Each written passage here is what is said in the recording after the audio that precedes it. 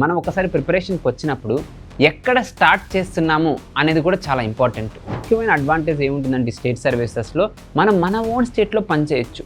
IAS IPS వచ్చి కొన్నిసార్లు చాలా వరకు మన స్టేట్లో రాదు. Local inside out side inside అని ఉంటుంది, చాలాసార్లు వేరే స్టేట్స్లో ఉంటుంది. యూపీఎస్సీ వచ్చేసరికి జనరల్ స్టడీస్ ఎక్కువ నేషనల్ అండ్ ఇంటర్నేషనల్ పర్స్పెక్టివ్లు ఎక్కువ ఉంటుంది. ఎక్కువ నేషనల్ ఇష్యూస్ ప్లస్ ఇంటర్నేషనల్లో సంబంధించి ఇండియాకి పాకిస్తాన్ రిలేషన్స్ ఎలా ఉన్నాయి, ఇండియాకి యూఎస్ఏకి రిలేషన్స్ ఎలా ఉన్నాయి, ఇది చదువుకొని వెళ్తే ఆ ఎగ్జామ్ క్వాలిఫై అయిపోతాం అన్న గ్యారంటీ తక్కువ ఉంటుంది. ఎవరికైతే మంచి థింకింగ్ ఉంటుందో, ఎవరైతే డీప్ నాలెడ్జ్ మీద ఫోకస్ చేస్తారో, రోజు న్యూస్ పేపర్స్ చదువుతారో వాళ్ళకే అడ్వాంటేజ్ ఉంటుంది. ఫస్ట్ మన మనసులో అయితే భయం ఉంటుందో, నేను గ్రూప్స్కే పరిమితం అనేది తీసేయాలి. మీరు దేనికి పరిమితం కాదు. ఈరోజు మనం వీడియోలో సివిల్ సర్వీసెస్ ఎగ్జామినేషన్స్కి మరియు గ్రూప్స్కి ఉన్న తేడాలేంటి అనేది చూద్దాము. మరియు సివిల్స్కి గ్రూప్స్ ఇంటిగ్రేటెడ్గా ఎలా ప్రిపేర్ అవ్వచ్చు అనే దాని మీద కూడా మనం చూద్దాము.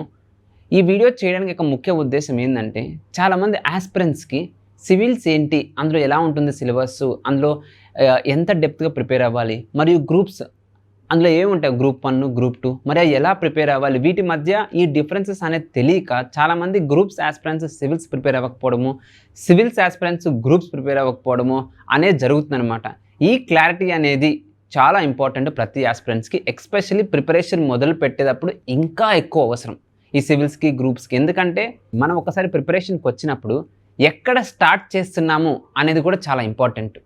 దాన్ని బట్టి మన కెరీర్, మనం గ్రూప్ స్టార్ట్ చేస్తే మన కెరీర్ ఎలా ఉండబోతుంది, సివిల్ స్టార్ట్ చేస్తే మన కెరీర్ ఎలా ఉండబోతుంది, మనకు ఉండే ఆపర్చునిటీస్ ఏంటి, ఇవి అన్నీ పూర్తిగా తెలుసుకోవడం అనేది చాలా అవసరం. ప్రతి ఆస్పిరెంట్ ప్రిపరేషన్ స్టార్ట్ చేసే ముందు తెలుసుకోవడం అనేది చాలా అవసరం. ఎందుకంటే మన రేస్లో ఎక్కడున్నాము, మన పాయింట్ ఏంటి, మన 0 దగ్గర స్టార్ట్ చేస్తున్నామా, 10 దగ్గర స్టార్ట్ చేస్తున్నామా, మన గోల్ ఏంటి, మనం ఎక్కడికి వెళ్ళబోతున్నాం ఇది ప్రిపేర్ అయితే, ఇంకా అక్కడ ఎక్కడెక్కడ ఎటువంటి ఆపర్చునిటీస్ ఉన్నాయి అనేది తెలుసుకోవడం అనేది చాలా అవసరము.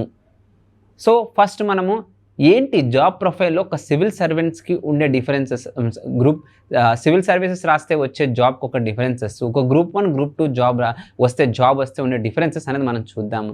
ఫస్ట్ సివిల్ సర్వీసెస్ రాస్తే ముఖ్యంగా మైన పోస్ట్ ఏమి ఉంటాయంటే, ఒక IAS Indian administrative service, IPS Indian police service, IFS Indian foreign service లాంటి ప్రతిష్టాత్మకమైన జాబ్స్ అనేవి ఉంటాయి. వెరీ హై ప్రొఫైల్ జాబ్స్ ఇవన్నీ.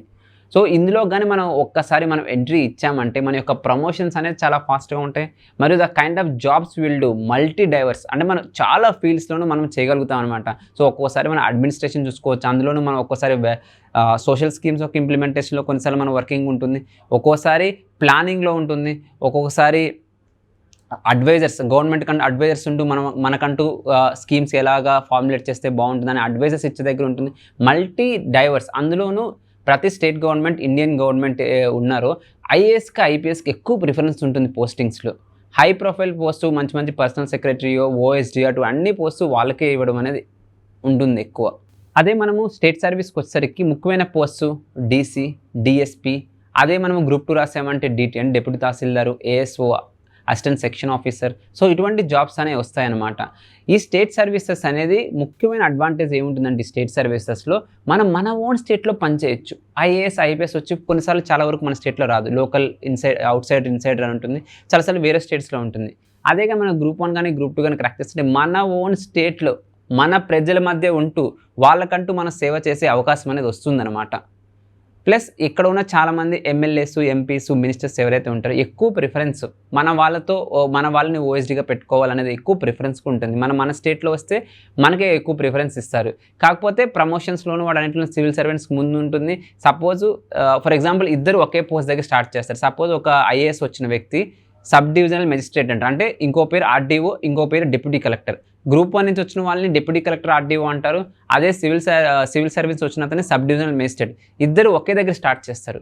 కాకపోతే వీళ్ళు ఎస్డిఎం నుంచి జాయింట్ కలెక్టర్కి 3 to 4 yearsలో వెళ్తే, అదే ఒక గ్రూప్ 1 నుంచి వచ్చిన ఆఫీసర్ మినిమం 6 to 8 years పడుతుంది అదే ప్రమోషన్ వాళ్ళు తెచ్చుకోవడానికి. సో ఈ ప్రమోషన్స్ డిలే అవ్వడం వల్ల వాళ్ళు కొంచెం ముందు వెళ్ళిపోయి బెటర్ పోస్ట్ తీసుకుంటారు. అదే ఒక గ్రూప్ 1 ఆస్పిరెంట్ కానీ గ్రూప్ 2 ఆస్పిరెంట్ కానీ జాబ్ వచ్చినాక కొంచెం టైం పడుతుంది ప్రమోషన్స్కి. ఈ ప్రమోషన్స్లో ఖచ్చితంగా డిఫరెన్స్ అనేది ఉంటుంది. ప్లస్ ఐఏఎస్ ఐపీఎస్ వాళ్ళకి కొంచెం ఎక్కువ రెస్పెక్ట్ అనేది కూడా ఎక్కువ ఉంటుంది. ఈ గ్రూప్ 1 నుంచి వచ్చిన ఆఫీసర్స్కి ఎప్పుడైతే కన్ఫర్డ్ ఐఏఎస్ కానీ కన్ఫర్డ్ ఐపీఎస్ కానీ వస్తుందో సో అప్పటి నుంచి వాళ్ళు కూడా ఐఏఎస్ ఐపీఎస్ ఈక్వల్ వస్తారు, వాళ్ళకు కూడా బెటర్ ప్రమోషన్స్ అనేది వస్తాయన్నమాట. సో మన ఇన్ సమ్మరీగా మనం చూసామంటే ఎవరైతే సివిల్ సర్వీస్ మీద వస్తారో, సివిల్ ఎగ్జామ్ రాసి వస్తారో ఐఏఎస్ ఐపీఎస్ వచ్చిన వాళ్ళకి ఎక్కువ రెస్పెక్ట్ ఉంటుంది, బెటర్ పోస్టింగ్ ఉంటుంది. కాకపోతే ఒక డిసడ్వాంటేజ్ ఏంటంటే చాలాసార్లు వేరే స్టేట్స్కి వెళ్ళి వర్క్ చేయాల్సి వస్తుంది, అది చాలా మందికి నచ్చకపోవచ్చు. అంటే మన స్టేట్లో ఉంటే మన ప్రజల మధ్య వర్క్ చేయొచ్చు. సో ఎవరైతే గ్రూప్ 1 గ్రూప్ 2 రాస్తారో వాళ్ళకి అద్భుతమైన అవకాశం, మన స్టేట్లో వర్క్ చేసే యొక్క అద్భుతమైన అవకాశం అనేది వస్తుంది. మరి ఏంటి ఇక్కడ ఉన్న 2 ఎగ్జామ్స్ ప్రిపేర్ అవ్వాలంటే సిలబస్లో ఎక్కడ వేరియేషన్స్ ఉంటాయని మనం చూస్తే, యూపీఎస్సీ వచ్చేసరికి జనరల్ స్టడీస్ ఎక్కువ నేషనల్ అండ్ ఇంటర్నేషనల్ పర్స్పెక్టివ్లు ఎక్కువ ఉంటుంది. ఎక్కువ నేషనల్ ఇష్యూస్ ప్లస్ ఇంటర్నేషనల్లో సంబంధించి ఇండియాకి పాకిస్తాన్ రిలేషన్స్ ఎలా ఉన్నాయి, ఇండియాకి యూఎస్ఏకి రిలేషన్స్ ఎలా ఉన్నాయి, ప్లస్ ఇంటర్నల్ సెక్యూరిటీ ఇష్యూస్, ఇటువంటి ఇష్యూస్ మీద ఎక్కువ ఫోకస్ ఉంటుందన్నమాట. ప్లస్ అన్నీ అయినా కూడా సిలబస్లో మనం ఇన్డెప్త్ చదవాలి, పైన చదువుకొని వెళ్తే అవ్వదన్నమాట. వాళ్ళు ఇవ్వని సిలబస్లో నుంచి కూడా చాలా క్వశ్చన్స్ అనేది వచ్చే అవకాశం ఉంటుంది. అండర్ ద స్కై యూపీఎస్సీలో ఎటువంటి క్వశ్చన్స్ అయినా అడగొచ్చు అనమాట. అదే స్టేట్ సర్వీస్కి వచ్చేసరికి ఒక ప్రిస్క్రైబ్డ్ సిలబస్ అనేది ఉంటుంది, చాలా వరకు ఆ సిలబస్ డీవియేట్ అవ్వరు. మరియు ఆ సిలబస్లో కూడా ఎక్కువ స్టేట్ ఫోకస్, మన రాష్ట్రం గురించి ఇష్యూస్ మీద ఎక్కువ అవగాహన ఉండాలి, మన రాష్ట్రంలో పనిచేస్తామనేసి. సో ఆ ఇష్యూస్ మీద ఎక్కువ సిలబస్ అనేది ఉంటుంది. ప్లస్ అది కూడా వెల్ఫేర్ ఓరియంటెడ్ గవర్నమెంట్ స్కీమ్స్ మీద స్పెషల్ ఎంఫసిస్ అనేది మన సిలబస్లో ఉంటుందన్నమాట. ప్లస్ ఎగ్జామ్లో క్వశ్చన్స్ కూడా ఈ సిలబస్ని ఫాలో అవుతారు. ఏదైతే సిలబస్లో ఉందో దానికి సంబంధించిన క్వశ్చన్సే చాలా వరకు డైరెక్ట్ వస్తాయి. సిలబస్ అనేది చాలా వరకు డీవియేట్ అవ్వడం అనేది స్టేట్ సర్వీసెస్లో జరగదు, వెరీ రేర్గానే ఉంటుంది. అదే యూపీఎస్సీలో అయితే ఏ క్వశ్చన్ అడుగుతారో ఎవరు ఎస్టిమేట్ చేయలేరు. ప్లస్ అవి కూడా అనలిటికల్గా ఇన్డెప్త్ ఉంటాయి, కాబట్టి మనం పూర్తిగా అవి చదవాలన్నమాట. ఇది సిలబస్కి సంబంధించింది. ఆ తర్వాత ప్రిపరేషన్ స్ట్రాటజీ ఏంటి, రెండింటికి తేడాను మనం చూసామంటే సివిల్ సర్వీసెస్లో ఒక వ్యక్తికి అంటే ఒక ఎగ్జామ్ మనం ప్లస్ ఇంటర్వ్యూ స్టేజ్ కూడా ఉంటుంది. ఈ ఇన్డెప్త్ నాలెడ్జ్ అనేది ఒక స్టూడెంట్కి అనేది చాలా అవసరం. ప్రిలిమ్స్లో ఎటువంటి క్వశ్చన్స్ వస్తాయి, ఈ సిలబస్లో నుంచి డైరెక్ట్ క్వశ్చన్స్ వస్తాయి అలా కూడా ఉండదు. డైరెక్ట్ క్వశ్చన్స్ అనేది యూపీఎస్సీ ప్రిలిమ్స్లో చాలా తక్కువ ఉంటుంది. అందుకనే కట్ ఆఫ్స్ మనం చూసాము అంటే 200 మార్క్స్కి 90 మార్క్స్ ఉంటుంది కట్ ఆఫ్. ఇంత తక్కువ కట్ ఆఫ్ ఎందుకు ఉంటుందంటే అంత డెప్త్గా, అంత అనలిటికల్గా, అంత ర్యాండమ్గా ఉంటుంది. ఇది చదువుకొని వెళ్తే ఆ ఎగ్జామ్ క్వాలిఫై అయిపోతాం అన్న గ్యారంటీ తక్కువ ఉంటుంది. ఎవరికైతే మంచి థింకింగ్ ఉంటుందో, ఎవరైతే డీప్ నాలెడ్జ్ మీద ఫోకస్ చేస్తారో, రోజు న్యూస్ పేపర్స్ చదువుతారో వాళ్ళకే అడ్వాంటేజ్ ఉంటుంది ఆ గ్రూప్ 1 సివిల్ సర్వీస్ యొక్క ప్రిలిమ్స్ ఎగ్జామ్ అనేది. అదే మన స్టేట్ సర్వీస్ ఎగ్జామ్కి వస్తే చాలా వరకు డైరెక్ట్ క్వశ్చన్స్ వస్తాయి. ఏదైతే సిలబస్లో ఉంటుందో ఆ సిలబస్లో కూడా ఇన్డెప్త్కి వెళ్ళకుండా మ్యాక్సిమం పైన క్వశ్చన్స్ ఏవైతే ఉంటాయో, ఫ్యాక్చువల్ ఇన్ఫర్మేషన్స్ ఉంటాయో అవి అడగడానికి ట్రై చేస్తారు. సో మనం ఎక్కువ టైం కూడా ఇన్వెస్ట్ చేయాల్సిన అవసరం ఉండదు. సివిల్ సర్వీసెస్లో అయితే కనీసం ఒక 3 to 4 years ప్రిపరేషన్ అనేది చాలా అవసరం. ఎవరో రేర్గా ఆర్ట్స్ బ్యాక్గ్రౌండ్ ఉన్న వాళ్ళు ఎవరో 1 to 2 years అలా క్రాక్ చేస్తారు. కానీ minimum average period of an aspirants మనం యూపీఎస్సీ రిపోర్ట్స్, యాన్యువల్ రిపోర్ట్స్లో క్రాక్ చేసే వాళ్ళు చూసామంటే 3 to 4 years యావరేజ్ పీరియడ్. చాలామంది 8 to 9 years ఇన్వెస్ట్ చేసినా కానీ ర్యాంక్ రాదు. అదే స్టేట్ సర్వీసెస్లో అలా ఉండదు. మీరు కరెక్ట్గా ప్లాన్ చేసుకొని సిలబస్ని ఫాలో అయ్యి వితిన్ దాట్ ఏవైతే ప్రిస్క్రైబ్ టెక్స్ట్ బుక్స్ ఉన్నాయో అవి కానీ మనం ఫాలో అయ్యామంటే ఖచ్చితంగా అందరికి రాస్తారు. సో అందరికి అందే ద్రాక్ష పండు ఏదంటే అది స్టేట్ సర్వీసెస్. సో వాళ్ళు కూడా ఏంటంటే రూరల్ ఏరియాస్, పూర్ పీపుల్స్ని వాళ్ళని కూడా దృష్టిలో పెట్టుకుంటారు state service question paper prepare చేసేటప్పుడు. మరీ డెప్త్ అడిగామంటే పాపం వాళ్ళకి మెటీరియల్ అందుబాటులో ఉండదు, చదవలేరు అనేది కూడా వాళ్ళ దృష్టిలో ఉంటుంది. కాబట్టి మనం నిజంగా తొందరగా ఒక జాబ్ తెచ్చుకోవాలి, ఒక మంచి జాబ్ మన రాష్ట్రంలో ప్రజలకి సేవ చేయాలని కోరుకున్న వాళ్ళకి స్టేట్ సర్వీసెస్ అడ్వాంటేజ్. నెక్స్ట్ మనం చూసేది మరి సార్ నేను 2 ప్రిపేర్ అవ్వాలనుకుంటున్నాను, state services, civil services 2 exam. ఎందుకంటే ఎప్పటికైనా నా కళ ఐఏఎస్ అవ్వాలని కూడా ఉంది. ఎందుకు నా క్యాపబిలిటీ ఇంతకు లిమిట్ చేసుకోవాలి, నేను ఓన్లీ స్టేట్ సర్వీస్కి ఎందుకు ఆగిపోవాలి? ప్లస్ స్టేట్ సర్వీసెస్లో రెగ్యులర్గా కూడా నోటిఫికేషన్స్ ఉండవు కదా. ఇప్పుడు ఈ ఇయర్ ఉంటుంది నోటిఫికేషన్, మళ్ళీ 2 years ఉండకపోవచ్చు, మరి నేను ఖాళీగా ఉండలేను కదా. సో ఇటువంటి వాళ్ళకి నేను ఇచ్చే ఆన్సర్ ఏంటంటే ఖచ్చితంగా ప్రతి aspirant civil services groups 2 prepare అవ్వాలి. సార్ నేను గ్రూప్ 2కి వచ్చాను సార్, నాకు సివిల్ సర్వీస్ పెద్ద ఇంట్రెస్ట్ లేదు, ప్లస్ అది చాలా టఫ్ ఏరియా సార్, నేను రాయలేనని అంటుంటారు. వాళ్ళకి నేను చెప్పే మాట ఒకటే సలహా, జాబ్ వస్తుందా లేదనేది పక్కన పెట్టేయండి. జాబ్ రావచ్చు రాకపోవచ్చు, కానీ ప్రతి వ్యక్తికి ఒకటి exposure or experience very much important. Second ఏంటంటే మనకి ఎప్పుడైతే ఎనిమీ స్ట్రాంగ్గా ఉంటాడో మన ప్రిపరేషన్ కూడా స్ట్రాంగ్గా ఉంటుంది. ఒక గుద్దుకు పడిపోతారా బాబు అనుకుంటే మన దాన్ని బట్టే మన ఎనర్జీ లెవెల్స్ యూస్ చేస్తాం. అదే అరే ముందున్న వెరీ స్ట్రాంగ్ పర్సన్ మనం గట్టిగా ఫైట్ చేయాలి అని అనుకున్నామంటే రేస్లో మనము ప్రిపరేషన్ లెవెల్స్ ఎక్కువ మెయింటైన్ చేస్తామన్నమాట. సో ఎప్పుడైతే మీరు గ్రూప్ 2 వాళ్ళు సివిల్ సర్వీసెస్ అంటే ఎగ్జామ్ ఉన్నప్పుడు గ్రూప్ 2 చదువుకోవచ్చు. ఆ మిగతా టైంలో సివిల్ సర్వీసెస్ ఒక క్వశ్చన్ పేపర్స్ చూడడము, దానికి కూడా వెళ్ళి అటెంప్ట్ చేయడం. చాలామంది ఎందుకో మన గ్రూప్ 1, గ్రూప్ 2 ఆస్పిరెంట్స్ మన అశోక్ నగర్లో కానీ హైదరాబాద్ డిఫరెంట్ పరిసరాల్లో ఉంటారో వాళ్ళు రాయరు సివిల్ సర్వీసెస్. అది రాంగ్ స్ట్రాటజీ, కంప్లీట్లీ అది రాంగ్ స్ట్రాటజీ. మీరు ఎవరైతే ఉన్నారో ఖచ్చితంగా సివిల్స్ ప్రిలిమ్స్ రాయాలి. మీరు ఒకవేళ క్లియర్ చేస్తే అద్భుతమైన అవకాశం మెయిన్స్ రాయడానికి. ఆ మెయిన్స్ రాసిన ఎక్స్పీరియన్స్ మన గ్రూప్ 1లో కూడా వాడుకోవచ్చు. రెండు వేరువేరుగా కంపార్ట్మెంటలైజ్ చేయకూడదు. ఫస్ట్ మన మనసులో అయితే భయం ఉంటుందో నేను గ్రూప్స్కే పరిమితం అనేది తీసేయాలి. మీరు దేనికి పరిమితం కాదు. మీ మైండ్ని అలా లిమిటెడ్ చేసుకోకండి. మీరు ఇప్పుడు ఎప్పుడైతే ఏదైనా మన మైండ్లో ఆలోచించిందని బట్టే ఉంటుంది. మీరు నేను సివిల్స్ కూడా క్రాక్ చేయగలను అని మైండ్తో ఉన్నారంటే క్రాక్ చేసేస్తారు. దానికోసం హార్డ్ వర్క్ చేస్తూనే ఉంటారు.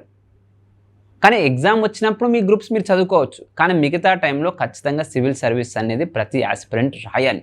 అప్పుడే మీకు రియల్ ఎక్స్పోజర్ వస్తుంది, డీప్ నాలెడ్జ్, మీకు తెలియని కోణాలు ఎన్నో ఉంటాయి. ఇంకొక విషయం ఏంటంటే ఇప్పుడు గ్రూప్స్కి వచ్చేసరికి క్వశ్చన్ పేపర్స్ని కూడా వాళ్ళు మారుస్తున్నారు. ఒకప్పుట్లాగా అన్ని ఈజీ క్వశ్చన్స్ పెట్టట్లేదు. కొంచెం సివిల్ సర్వీస్ ఎగ్జామ్స్ కాపీ కొడుతున్నారు. ఓన్లీ 1 కరెక్ట్, ఓన్లీ 2, 3 కరెక్ట్ అని ఇటువంటి multi statement questions civil service నుంచి తీసుకునే.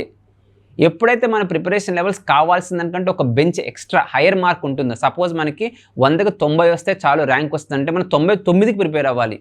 ఎందుకంటే ఒక్కరోజు మనకి టైం మనకు అనుకూలించదు. 1-2 తక్కువ అయినా సరే 90 దగ్గర ఆగుతారు, లేకపోతే 89 దగ్గరే ఆగుతారు. ఎప్పుడైతే 90కే ప్రిపేర్ అవుతామో మనకి 80 వస్తాయి. ఇది స్టూడెంట్స్ మార్చుకోవాల్సిన మైండ్ సెట్. ఇదే toppers mind set. Killer instinct అని ఒకటి ఉంటుందన్నమాట. అంటే మీరు ఇప్పుడు ఒక్కసారి ప్రిపేర్ అవుతున్నారంటే ఇంక ర్యాంక్ కన్ఫర్మ్ అయిపోవాలి. దానికి కావాల్సిందంటే ఒక స్టెప్ ఎక్స్ట్రా ప్రిపేర్ అవ్వడం అనేది వెరీ మచ్ ఇంపార్టెంట్. ప్రతి గ్రూప్స్ ఆస్పిరెంట్స్కి సివిల్ సర్వీస్ అనేది ఒక మంచి బెంచ్ మార్క్ అది. కాబట్టి మనం కూడా అది ప్రిపేర్ అవ్వాలి, అది కూడా క్రాక్ చేయాలి. ప్లస్ ఇంకో చెప్పాలనుకునేది ఏంటంటే సిలబస్ ఆల్మోస్ట్ సేమే. సివిల్ సర్వీసెస్ కానీ గ్రూప్స్ కానీ syllabus almost same. Just the way of questioning వేరు. ఇందాక మీకు చెప్పినట్టు సివిల్ సర్వీసెస్లో కొంచెం అనలిటికల్ ఉంటుంది, స్టేట్ సర్వీసెస్లో కొంచెం ఫ్యాక్చువల్, కొంచెం సింప్లిఫైడ్ క్వశ్చన్స్ వస్తాయన్నమాట. సిలబస్ వేరే. మీరు కానీ రెండింటిని దృష్టిలో పెట్టుకున్నారంటే కొంచెం డీప్గా ప్రిపేర్ అవుతారు. సార్ నాకు అంత టైం లేదు సార్, నేను ఏదో ఒక ఎగ్జామ్ చదవగలంటే టైము ఒక స్టూడెంట్కి లేదనడం తప్పు. మీరు ఒక్కసారి ఆలోచించుకోండి రోజు మీ టైంలో మీరు ఎంత చదువుతున్నారు అనేది. చాలా వరకు స్టూడెంట్స్ ఎగ్జామ్ ఎక్కడో ఉందా, ఇప్పుడు లేదు నోటిఫికేషన్ లేదు అప్పుడు చదువుదాంలే అనుకుంటారు. ఆ యాటిట్యూడ్తో స్లోగా ప్రిపేర్ అవుతారు. అలా కాకుండా సివిల్ సర్వీసెస్ లాంటి ఎగ్జామ్కి మీరు గ్రూప్స్ ఎవరైతే ఉన్న సివిల్ సర్వీస్ లాంటి ఎగ్జామ్కి మీరు ప్రిపేర్ అవుతున్నారు అనుకోండి, మీరు ఒక సైకిల్లో ఉంటారు, ప్రిపేర్ అవుతారు, ప్లస్ ఎక్కువ టైం చదవగలుగుతారు అనమాట. టైం లేదనేది ఎప్పుడు తప్పు. టైం లేదని ఎప్పుడు ఎగ్జామ్ దగ్గరికి వచ్చినప్పుడు, నోటిఫికేషన్ దగ్గర ఉన్నప్పుడు మీరు గ్రూప్సే చదువుకోవాలి. కానీ లేనప్పుడు మాత్రం మీరు ఖచ్చితంగా అన్నిటికీ ప్రిపేర్ అవ్వాల్సిందే. సో ఒకదానికి ప్రిపేర్ అయితే ఇంకో ఎగ్జామ్, సివిల్స్ ప్రిపేర్ అయితే గ్రూప్స్కి బెనిఫిట్ అయింది, గ్రూప్స్ ప్రిపేర్ అయితే సివిల్స్కి బెనిఫిట్ అవుతుంది. ప్లస్ నేను ఇంకో వీడియోలో ఎలా ఇంటిగ్రేట్ అయ్యి రెండు చదువుకోవాలనే దాని మీద డీటెయిల్ అనాలిసిస్ అనేది కూడా మనం చేస్తాము. సో అప్పుడు మీరు చూడొచ్చు. సో నేను ఇప్పుడు ఆస్పిరెంట్స్కి అందరికి చెప్పేది ఏంటంటే రెండు వేరువేరుగా చూడకండి. ఈవెన్ దో ఎగ్జామ్ నేచర్ వేరు, ఈవెన్ దో జాబ్స్ ప్రొఫైల్ వేరు. కానీ వీలైనంత వరకు రెండిటికి చదవడానికి ప్రయత్నించండి.